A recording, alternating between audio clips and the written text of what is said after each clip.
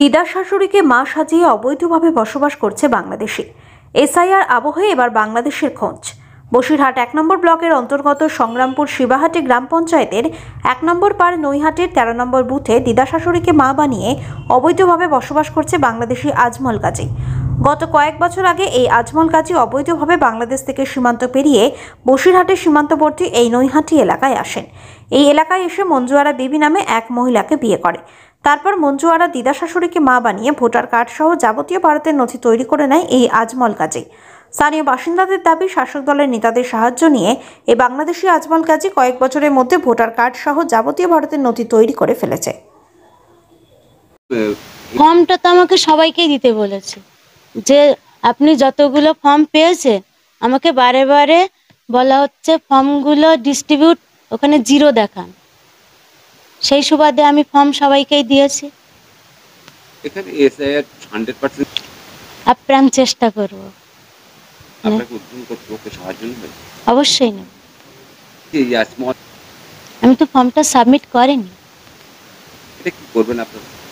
আমি বললাম তো, বয়স্ক ব্যক্তিদের সাহায্য নেব। সবাই যদি আমার এলাকায় যারা আছে এবং বিএলএ তাদেরও সাহায্য নেব। সবার সম্মতি না থাকলে আমি ফর্মটা কখনোই সাবমিট করব না। সেটা আমি ম্যামকে জানাবো, আর ম্যামকে অবশ্যই জানাবো। এরকম কতগুলি মতন পেয়েছেন? 2 জনকে পেয়েছি। হ্যাঁ। তাহলে দুজন কতকে জানাচ্ছেন? অবশ্যই জানাবো। আমার নাম নাফিসা ইয়াসমিন। কত নম্বরে? 13 নম্বর।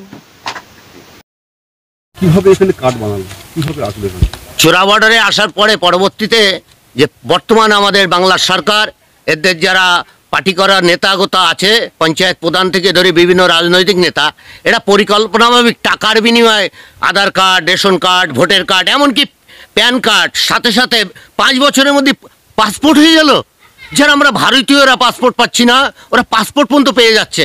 সবথেকে বড় দুঃখের বিষয়, যেটা ভারতীয় 200 বছরের পরিচয় কাগজ আছে তাদের কিন্তু পাসপোর্ট দিচ্ছে না, আর বাংলাদেশ থেকে আসছে তাদেরকে পাসপোর্ট দিচ্ছে। আমি বলবো বসিরহাট ডিআইবি সাহেবকেও অন্তত এই বিষয়ে জানার ব্যাপার, এবং বসিরহাটে আইসি সাহেবকেও জানার ব্যাপার যে কেন পাসপোর্টগুলো পাচ্ছে আমাদের এই বাংলাদেশের। আর আমাদের সংগ্রামপুর শিবাহাটি অঞ্চলে বিশেষ করে নাগরিকতা পেয়েছে 200-র ওপরে জালি ভোটার আছে, যেটা বাংলাদেশ থেকে এসছে।